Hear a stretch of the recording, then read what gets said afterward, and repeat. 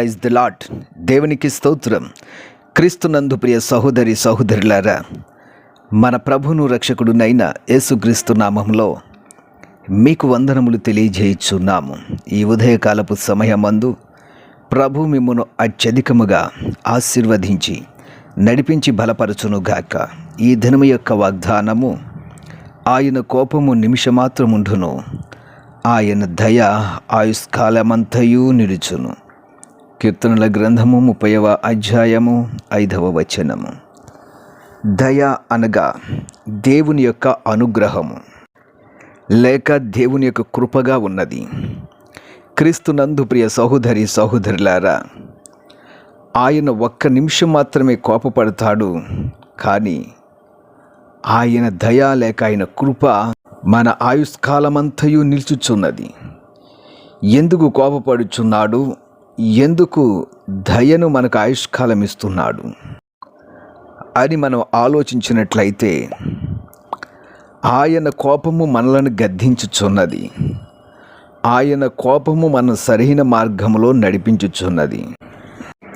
ఎవరైతే ఆయన కోపమునకు తల వంచి ఆయన పెట్టిన ఆ శిక్షను గమనిస్తారో, ఆయనకు లోబడతారో, తమ జీవితాలను వారు సరిచేసుకుంటారో, వారిపైన ఆయన కృప లేక ఆయన దయ ఆయుష్కాలమంతయు నిలుచుచున్నది.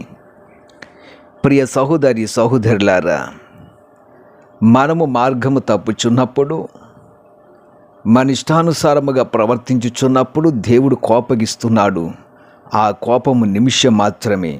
ఆ కోపము మనలను గద్దించున్నదిగా ఉన్నది. ఎప్పుడైతే ఆయన గద్దింపునకు మనం లోబడుచున్నామో, అప్పుడు మన ఆయుష్కాలమంతయు కృపను దయను ఆయన మనకు అనుగ్రహించుచున్నాడు. నినివే పట్టణ ప్రజలను గనక మనం చూచినట్లయితే, వారు బహుభయంకరమైనటువంటి పాపములో ఉన్నారు. దేవుని విసర్జించారు. దేవుని ఎరుగినటువంటి ప్రజలుగాను భయంకరమైనటువంటి పాపములో వారు జీవిస్తూ ఉన్నారు. దేవుని కోపం వారి మీద రగులు కొనినప్పుడు యోనాను దేవుడు పంపించాడు. యోనా వచ్చాడు. ఇక కొద్ది దినములలో ఈ పట్టణము నాశనం కాబోచున్నదని అతడు ప్రకటించగానే వారందరూ కూడా ఆయన కోపమునకు లేక ఆయన గద్దింపునకు వారందరూ కూడా వంగి ఆయన మాట ప్రకారము పశ్చాత్తాపడి దేవుని సన్నిధిలో ఉపవాసం ఉండి వారు ఎప్పుడైతే ప్రార్థించారో, అప్పుడు దేవుడు వారికి చేస్తాన్ని కీడు చేయక మానినట్లుగా బైబిల్ చెబుతున్నది. అదేనండి దేవుని దయ, దేవుని యొక్క కృప. ప్రియ సహోదరి సహోదరులారా, ఒక నినివే పట్టణ విషయంలో దేవుడు నాశనమును ప్రకటించాడు.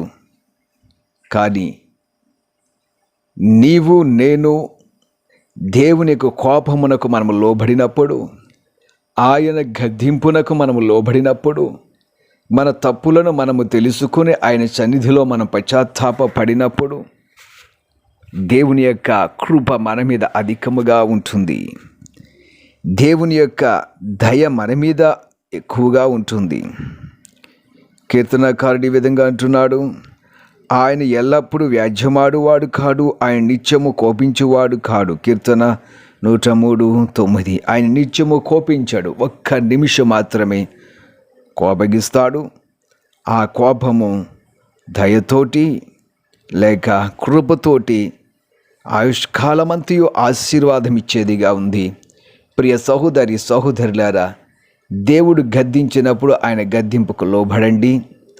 ఆయన కోపం మీద రగులుకొనినప్పుడు, ఆయన కోపము మీ మీద రగులుకొనినప్పుడు గమనించండి, పశ్చాత్తాపడండి, దేవుని సందులో విజ్ఞాపన చేయండి. తప్పక దేవుని యొక్క దయ కృప మీ మీద ఉంటుంది. అట్టి ధన్యత ఆశీర్వాదమును దేవుడు మీకు అనుగ్రహించునుగాక. ఆమెన్. ప్రార్థన చేద్దాం. ప్రియ పరమ తండ్రి, జీవాధిపతి, సర్వాధికారి, మహిమగల రాజా, కృపను దయను అనుగ్రహించువాడా, నీ బిడ్డలపైన నీ కృపను నీ దయను ఉంచండి. ఆయుష్కాలమంతయు నెమ్మది సమాధానము నీ బిడ్డలకు అనుగ్రహించి ఉదయకాల సమయమందు నీ బిడ్డలు చేస్తున్న ప్రతి పని, విడిచిన ప్రతి మార్గము, అన్ని విషయాల్లో మీరు తోడుగా ఉండి బలపరచమని యేసు నామమున అడుగుచున్నాము తండ్రి. Amen, amen, amen.